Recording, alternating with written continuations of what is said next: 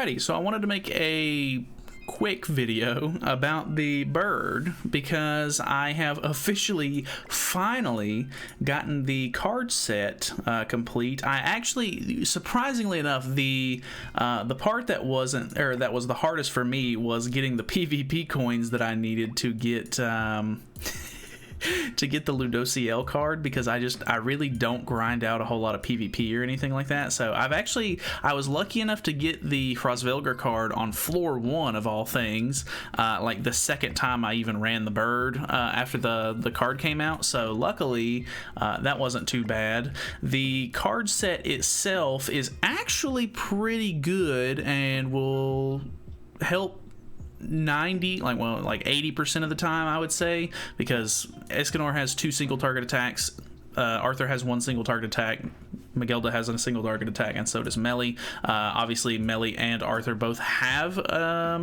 an AoE attack, but it's nothing crazy. I do have it completely powered up. Luckily, this was one of the card sets that it doesn't take like a crap ton of card plates to completely max it out. It was actually fairly simple and didn't cost a whole lot. So 20% single target attack dealt damage dealt increase is pretty good. Obviously, I don't know how good it's going to be compared to the healing card set, because that one seems to be like one of the most popular card sets to use for this, and I completely understand why. And because I'm not using Matrona on the team anymore, this is the team that I use now just because it's really fast.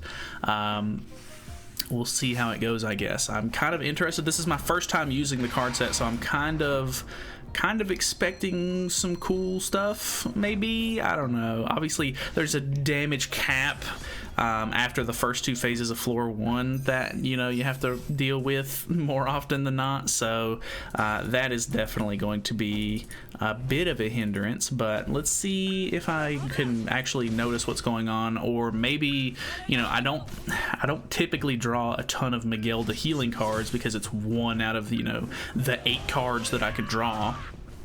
So I'm not sure exactly if the healing or the lack of healing is going to end up screwing me over or what, but I guess we will definitely find out. We're going to do a full run just to see, you know, if it goes as smooth as possible. I don't know for sure if it will or not. I don't really mess with the bird all that much anymore as far as like content goes, because I mean, I feel like everybody's more or less in a spot where they know what's good for the bird at this point, so there's not really a whole lot of point in me making, you know, just random videos on it for whatever reason. But I thought the card set was a decent enough reason to make a video.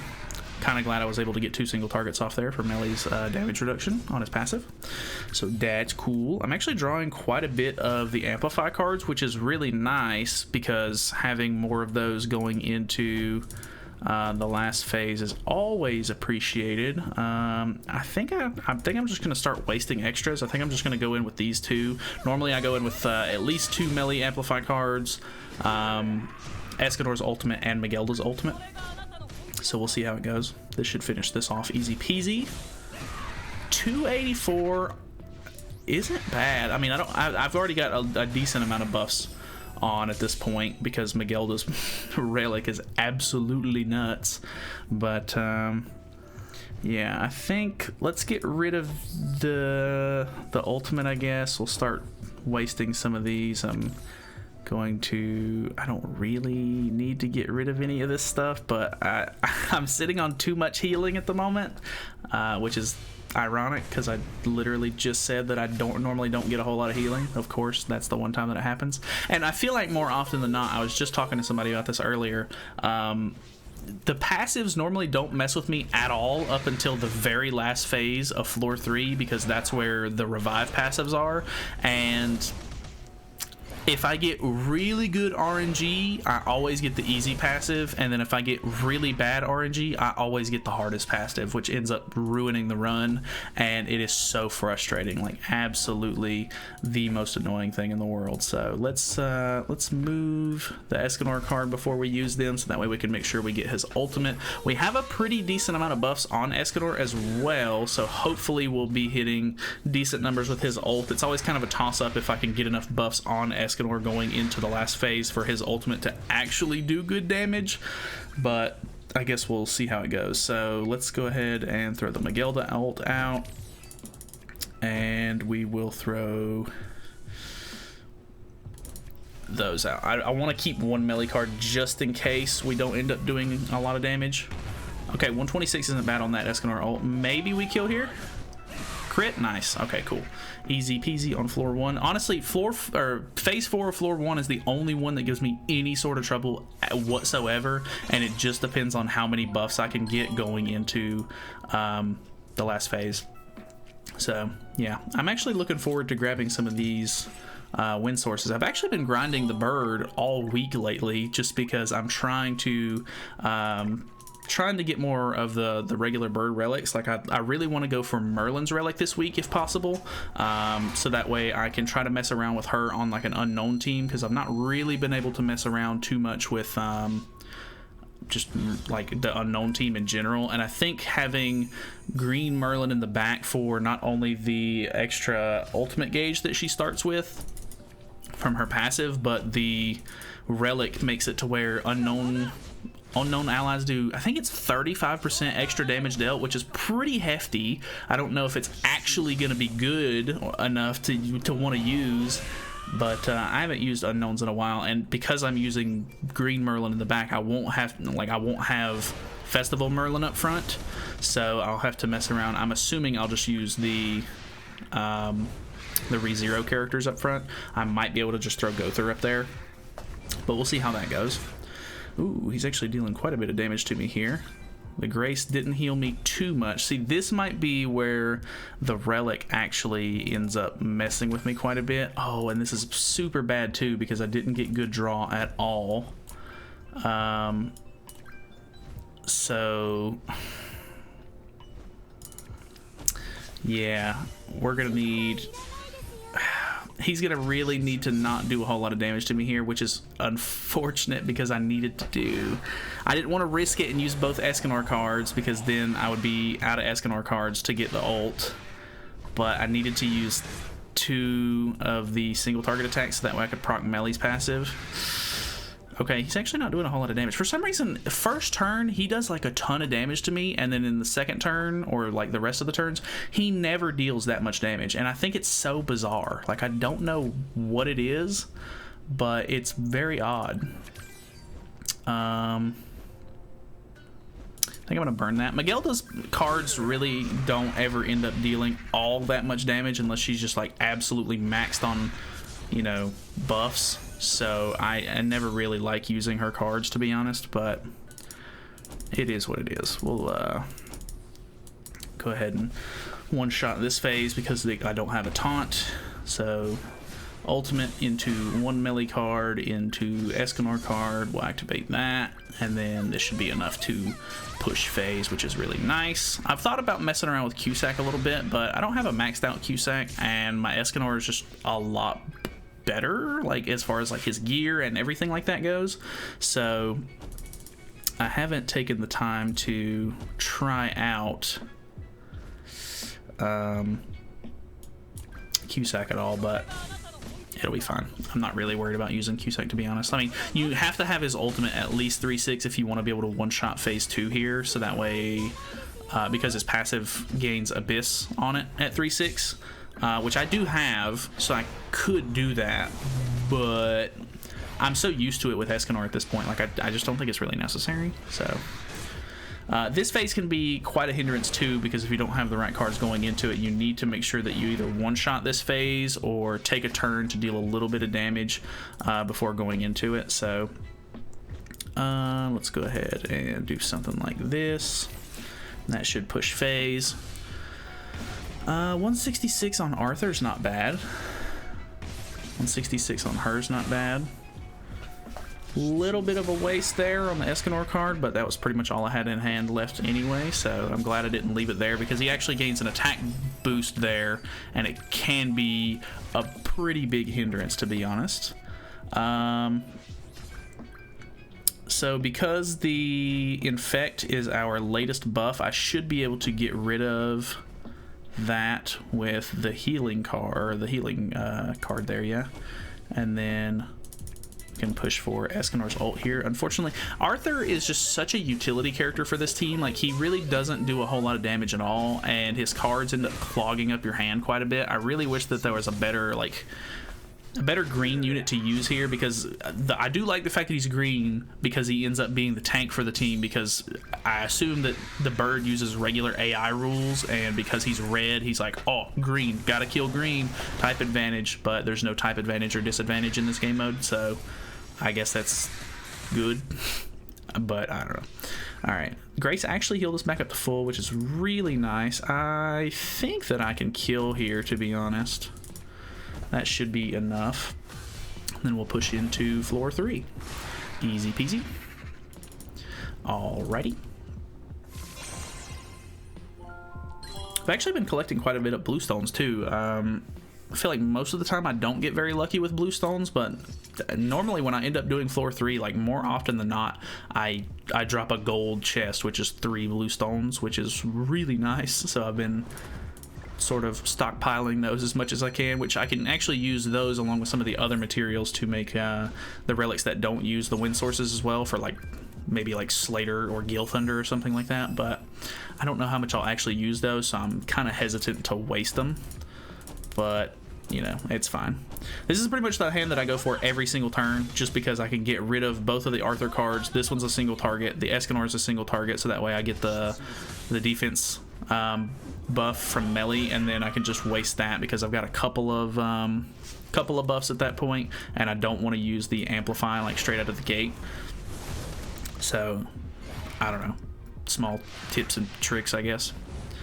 I'm not sure how I feel about the card set yet though. So luckily he didn't do sometimes he'll end up doing a rotation on the first turn where he puts the blockade on along with a, like, I think it's like a defense or a damage taken increase or something like that, but luckily I can actually get rid of that, and then we can use level 2 cards, but I don't really have the hand for it this time around, so we'll just not worry about that anyway. But so this will actually get rid of it. We can use level 2 nows if we really wanted to, but I should have used those other cards before the melee card so I could get buffs, but my bad. This first phase always just ends up taking forever anyway, so okay, melee cards here. Melly honestly is just on a league of his own. Like, it's kind of ridiculous how much better Melly is than like the rest of these characters, because he stacks buffs so easily, and the amplify just does so much damage. It's so ridiculous. Like, it's so good. So I think we're just gonna throw those 2 out, and then hopefully this will push phase. Pretty sure it will. 94k, that's not too bad on this first phase. 75k is kind of meh. Okay, we crit both times. I'm pretty sure that's damage cap at 224. So that's kind of nice. Okay, I'm glad those merged, so that way I don't sit on too many Arthur cards in hand. He has the Reflect passive. The best thing about the Reflect passive is it just doesn't matter. Like, I feel like more often than not, it doesn't do anything. Like, you literally just lifesteal so much HP back that it's not worth worrying about. So I know a lot of people would be like, oh, well, this is where you would want Matrona, so that way you can take off the buff cards and then you don't have to worry about the Reflect or blah blah blah. But literally, like, every time I hit him with a card, like, you can see, like, oh, it does the Reflect, but then at the, like, you'll see once it zooms out and shows my team, they're all at full health. Doesn't matter. Like, it just doesn't affect me at all. So I've learned that the Reflect one is useless. So I just don't care about it. Okay, this is actually kind of nice. This phase is really good because it deletes Arthur cards out of your hand, like, which is just a-okay in my book. Let's get rid of those 2 cards. That should be enough to kill, hopefully. If not, it's fine. We'll wait another turn. Give us some buffs here. Yeah, this should be enough. 161 on that. Boom, 139 on that. Not bad at all. The Escanor card, the Flood card, always ends up kind of surprising me on this last floor. Like, it just does more damage than I normally expect it to. So that's kind of nice. We got dissolved on Melly, which is a little bit troublesome. I guess we can just purge that. The biggest kicker for this floor is going to be whether or not I get or the biggest kicker for the run in general is just whether or not I get a bad passive for the last phase. If I get the one where he revives himself all the way, if I leave him at 25% or less, that is the hardest one to deal with, because it's so hard to judge and have a good card ready to kill him at 25%, because 25% of his HP is kind of a lot. Like, you pretty much have to hit, you know, damage cap for it to kill him there, and, you know, making sure that you don't go over that is also kind of a big issue as well. So that's by far the worst passive. If it's the revives at half, it's not too bad, because the full revive passive, actually, I think it increases some of his stats as well, which can be very bad. So we're just going to get rid of those. Hopefully I can get the one where he doesn't revive at all. That passive is just like so easy, like you legit just blow through that one. But if it's one of the revive ones, it could be bad. Okay, I got the good one. This is the good one. He doesn't revive at all here. So we can literally just, I guess we'll get rid of the reflect just because we have Melly's ult out. And then this will be enough to kill. So this has been fantastic. Honestly, 295 on the ult. I never really hit that high on the ult. I mean, I don't know if it's like really all that great, but I'm definitely seeing better numbers than I did. And it was fast. I mean, we beat the whole bird in 16 minutes, and that was with me talking a little bit before we started. So I don't know. Maybe it's better than the healing card set with just pure offense. Maybe you you kill the bird more often, so that way he's not dealing as much damage to you. Maybe.